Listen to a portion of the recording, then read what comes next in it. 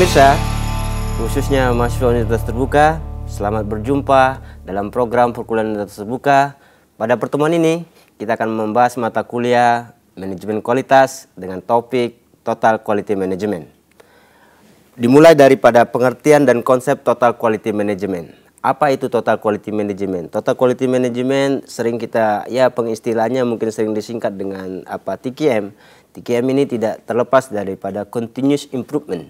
Apa itu continuous improvement? Adalah bagaimana ada perbaikan terus-menerus yang dilakukan oleh setiap perusahaan, baik dia perusahaan manufaktur maupun perusahaan jasa, dalam konteks brainstorming, melihat analisis kekuatan, kelemahan dan segala macam daripada sisi produk yang ditawarkan oleh perusahaan-perusahaan tadi, yang manufaktur maupun jasa.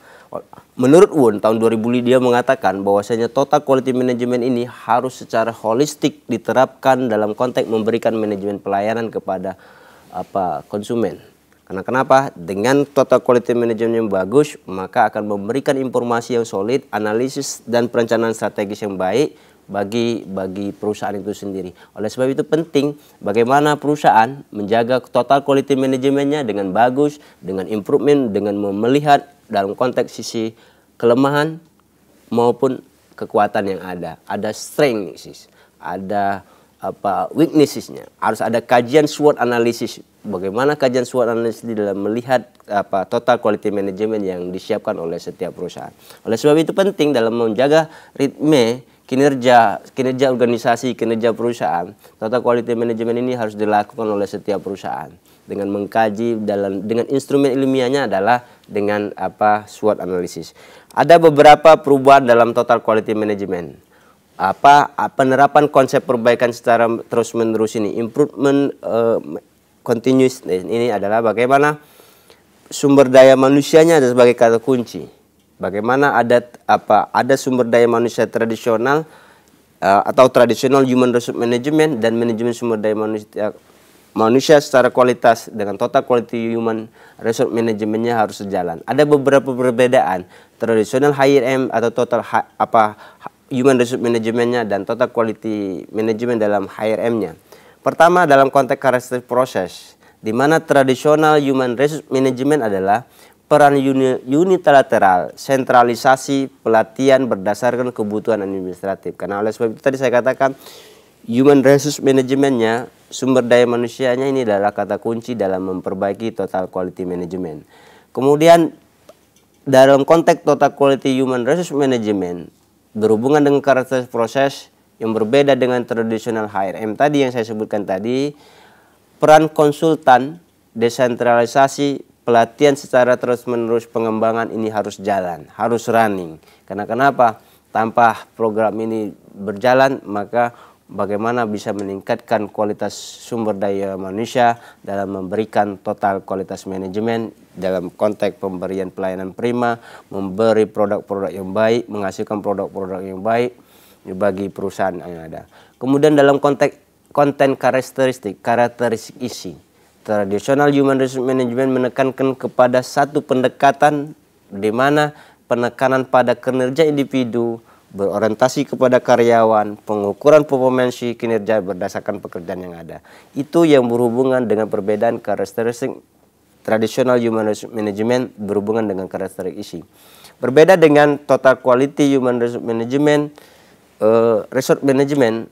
TQ HRM ini adalah bagaimana ada pluralistik, keberagaman pendekatan yang dilakukan secara holistik, di mana ada pengukuran kepuasan, ada satisfaction measurement-nya memang harus jalan daripada setiap perusahaan tersebut. Karena kenapa? Dengan berdasarkan pendekatan kepuasan, personalia harus menjadi improve dalam memperbaiki total quality management yang ada ini. Kemudian kita lihat lagi dari segi perubahan budaya. Dalam membangun total kualitas manajemen pasti ada perubahan budaya. Karena kenapa? Terjadinya perubahan budaya ini karena ada perubahan dalam konteks bisa saja restrukturisasi dalam konteks kualitas manajemennya, dalam konteks manajerialnya dan segala macamnya. Oleh sebab itu maka dalam TQM pasti ada perubahan budaya. Kenapa terjadi hal demikian? karena menurut Oklat dia menyatakan bahwasanya terjadi dalam perubahan budaya dalam TKM itu pertama ada kerahasiaan sesuatu yang bersifat selentingan menjadi komunikasi terbuka. Karena kenapa? Tanpa ada perubahan budaya dalam konteks TKM, maka kerahasiaan yang selentingan menjadi komunikasi terbuka ini akan terjadi perubahan. Yang awalnya dibangun dalam konteks kerahasiaan sekarang menjadi konsep transparansi ataupun keterbukaan. Nah, oleh sebab itu bagi perusahaan manufaktur, bagi perusahaan jasa yang siap dalam konteks melakukan perubahan total kualitas manajemennya, maka dengan konsekuensi logis adalah siap dengan adanya perubahan budaya. Kemudian pengendalian menjadi pemberdayaan. Jadi pengendalian ini berubah menjadi sebuah empowerment, pemberdayaan. Karena kenapa? Tanpa empowerment ini, maka kualitas manajemen ini tidak akan mengalami perubahan yang signifikansi ataupun bisa saja mengalami stagnasi.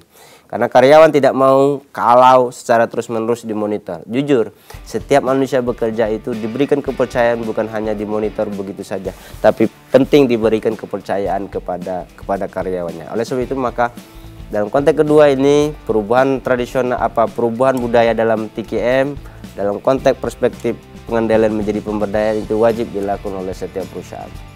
Kemudian ada bicara masalah inspeksi. Dalam perubahan budaya juga terjadinya perubahan inspeksi, adanya inspeksi pencegahan daripada bagaimana inspeksi pemeriksaan, evaluatif pemeriksaan terhadap barang ataupun produk ataupun jasa yang menjadi output produksi daripada setiap perusahaan. Oleh sebab itu inspeksi ataupun pencegahan dalam proses pemeriksaan barang dan jasa itu wajib dilakukan oleh setiap perusahaan.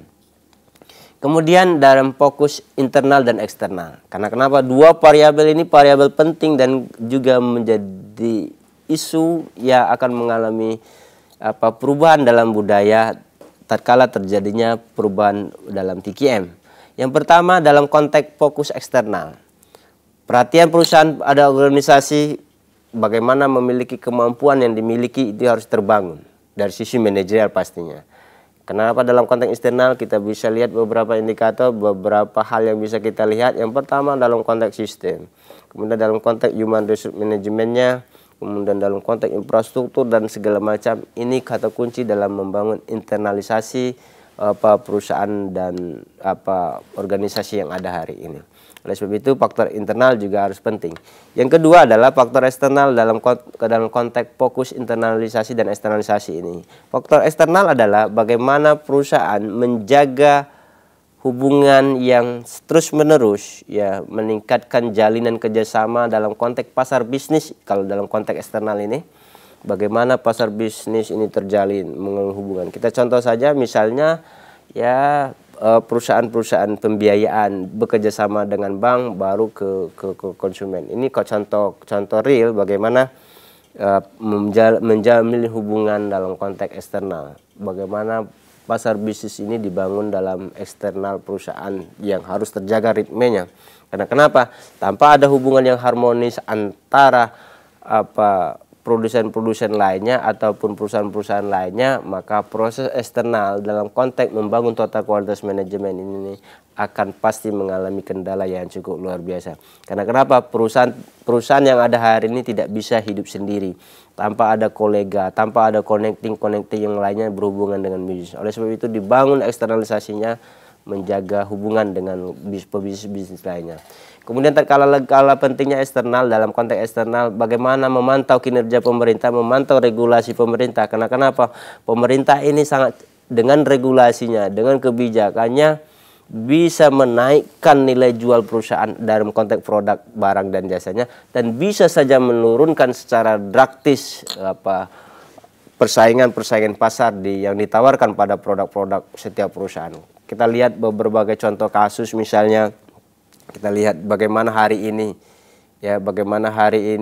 dengan adanya regulasi pemerintah, setiap pertemuan tidak boleh dilakukan di hotel, maka boleh dilakukan survei ataupun kajian. Hari ini teman-teman di perhotelan di tahun 2015 ini mengalami mengalami ya pasang surut yang luar biasa.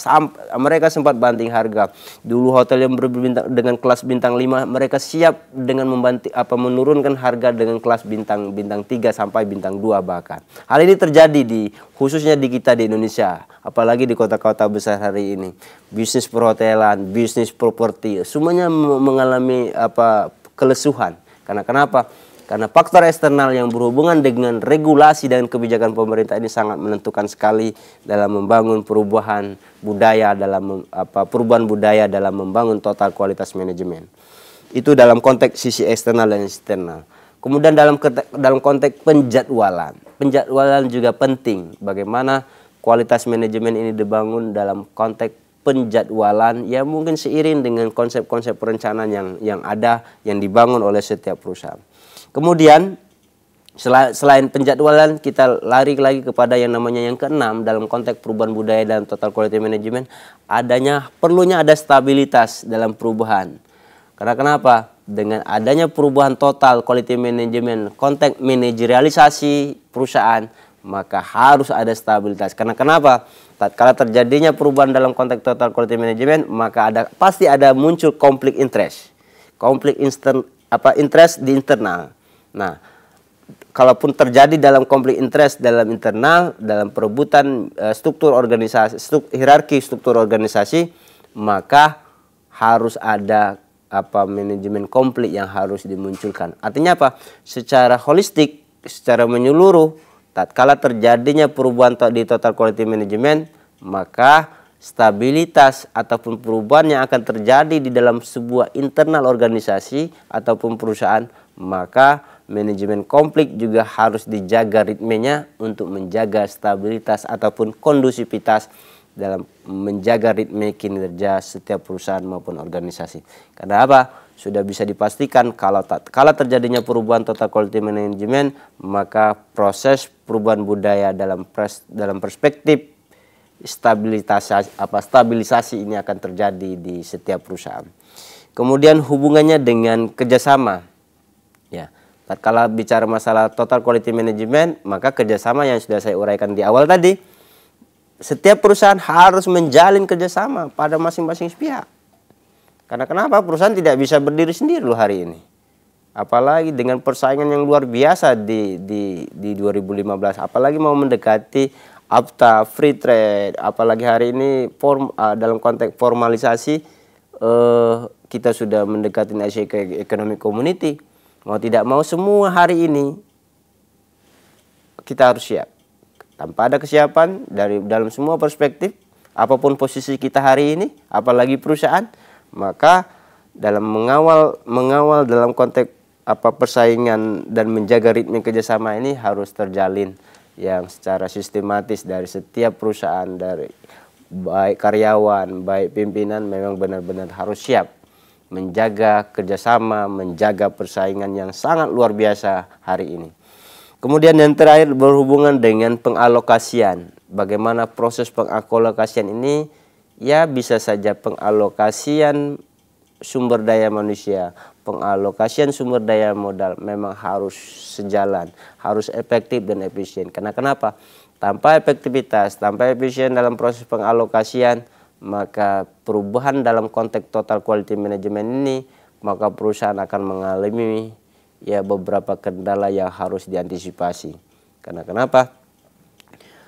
Pengalokasian yang tidak efektif maka akan berbalik arah, akan mengganggu ritme kinerja daripada setiap perusahaan dan organisasi. Nah, itu yang terjadi dalam konteks perubahan elemen penting dalam total quality management. Nah, oleh sebab itu dalam membangun total quality management terbaik dalam konteks perubahan budaya yang saya sebutkan tadi, beberapa 7 item tadi, ada juga yang tak kalah pentingnya adalah elemen-elemen penting dalam total quality management. Yang pertama itu dalam konteks internal. Kita lihat pertama dari segi kepemimpinan, komitmen. Karena apa? Tanpa ada komitmen, tanpa ada kepemimpinan yang baik, maka juga bagian yang sangat mengganggu dalam konteks internal organisasi. Karena kepemimpinan ini adalah kata kunci. Komitmen kepemimpinan juga kunci daripada membangun elemen-elemen daripada total quality management. Kemudian keterlibatan penuh setiap karyawan. Karyawan apapun posisinya hari ini di hierarki organisasinya harus terlibat full, all out, ya kan?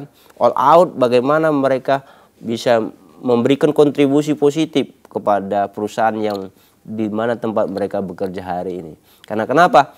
Karyawan misalkan kalau mereka tidak terlibat secara penuh, undisiplin, unmotivation, maka ini akan mengganggu sekali dalam konteks kinerja total quality management. Perencanaan yang baik juga akan sangat menentukan dalam proses kinerja organisasi. Karena kenapa? Dalam istilah manajemen itu fungsi-fungsi manajemennya harus jalan. Kalau menurut Henry Fayol, fungsi-fungsi manajemen itu ada empat indikator, ada planning, ada organizing, ada actuality, dan ada controlling. Nah, konsep pertama ini planningnya, perencanaan yang baik. Tanpa dibangun dengan perencanaan yang baik, yang biasanya dituangkan dalam konsep visi dan misi, rencana strategis, ya kan, apapun namanya, ya kan, mereka harus memberikan perencanaan yang optimal dalam membangun kinerjanya. Selain perencanaan, yang keempat kita lihat dalam konteks strategi, ya. Bagaimana ada konteks pelaksanaan strategi yang harus terjalin dengan baik, yang harus sustainable, yang efektif dan efisien dalam membangun strategi. Apapun namanya strateginya, ya. Apakah kalau kita belah lagi istilah-istilah strategi ini, ada ya strategi ofensif, strategi bertahan, strategi berpindah-pindah, strategi akuisisi, dan segala macam. Apapun pengistilahan strategi, maka perusahaan harus memiliki strategi di dalam membangun bisnis, membangun pelayanan, menciptakan produk-produk manufaktur, memberikan jasa-jasa yang maksimal kepada konsumen yang akan menjadi segmen pasarnya. Kemudian evaluasi. Pengukuran daripada evaluasi tahunan, evaluasi bulanan, evaluasi harian juga harus berjalan dalam memberikan elemen-elemen, mendukung elemen-elemen daripada total quality management ini. Karena kenapa? Tanpa ada pengukuran, tanpa ada evaluasi, measurement and evaluation-nya tidak berjalan, maka total quality management ini harus sejalan dengan apa yang didukung daripada elemen-elemen ini. Karena kunci daripada pengendalian pengukuran dan pengevaluasian juga harus ditetapkan oleh perusahaan. Kenapa fungsi manajemen? Kalau kita larikan kepada fungsi manajemen dalam konteks POAC-nya itu, maka di terakhir di C-nya pengawasan maupun pengendaliannya juga harus jalan. Jadi tidak serta-merta hanya proses pengorganisasiannya jalan, perencanaannya juga jalan, tetapi di ending akhirnya dalam konteks pengendalian juga tidak jalan, juga harus menjadi kewanti-wantian ataupun kewaspadaan bagi setiap perusahaan. Pengendalian dan perbaikan juga demikian, yang saya katakan hampir sama dengan proses pengukuran dan evaluasi. Item ke-6 ini bicara masalah pengendalian, bicara perbaikan. Ya, dua variabel pengendalian, dua variabel perbaikan juga harus jalan. Karena kenapa? Bicara masalah perbaikan, ini proses by proses. Bagaimana ada koordinasi pada masing-masing departemen, pada masing-masing unit yang ada setiap perusahaan. Teman-teman marketing koordinasi dengan bagian produksi dan seterusnya. Mereka harus berproses di dalam menjaga pengendalian, menjaga perbaikan. Tapi kenapa kalau tidak ada perbaikan? Seperti misalkan contoh inovasi produk. Inovasi produk ini adalah bagian daripada elemen total quality management, meningkatkan daya saing yang luar biasa dalam pasar bisnis. Kita contoh beberapa produk-produk kendaraan misalnya, dengan by design, dengan by content, semuanya melakukan inovasi. Produk-produk perbankan juga melakukan inovasi, ya. Produk-produk perguruan tinggi juga melakukan inovasi. Contoh yang dulunya belum berbasis IT, sekarang semuanya sudah berbasis IT. Artinya apa? Ada proses yang dilakukan. Begitu juga perhotelan, begitu juga penerbangan. Dulu kita sering dalam konteks penerbangan, kalaupun mau membeli tiket kita harus antri-antri lama di berbagai tempat, di tempat loket penjualan. Tapi hari ini dengan kecanggihan teknologi, dengan perubahan inovasi yang luar biasa hari ini, kita bisa membooking tiket secara online dan segala macam. Jadi ada perubahan yang secara terus-menerus yang dilakukan oleh setiap perusahaan hari ini. Itu bagian daripada elemen penting dalam membangun total quality management.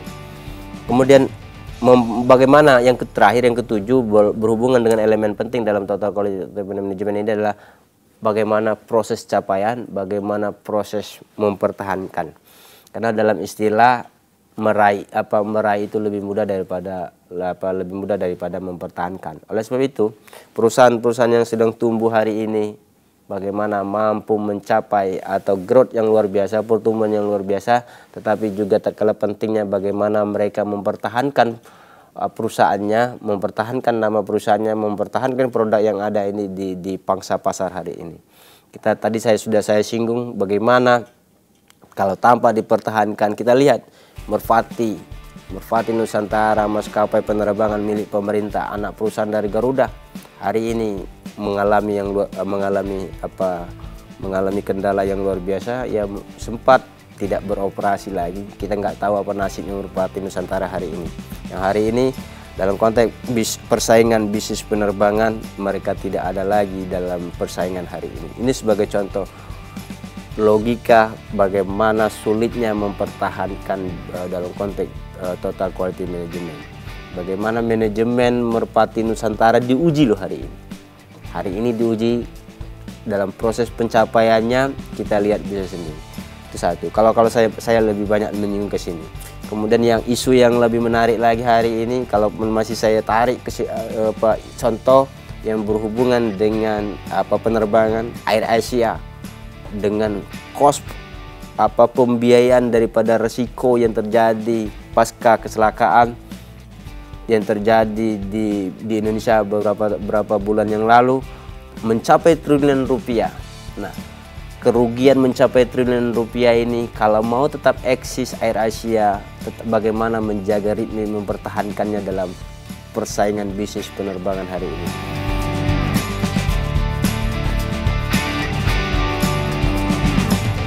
Itu saja yang mungkin bisa kita ceritakan malah hari ini pemirsa, khususnya Mahasiswa Terbuka dimanapun Anda berada. Sampai di sini perjumpaan kita kali ini. Semoga tayangan ini bermanfaat bagi Anda. Selamat belajar dan sukses selalu.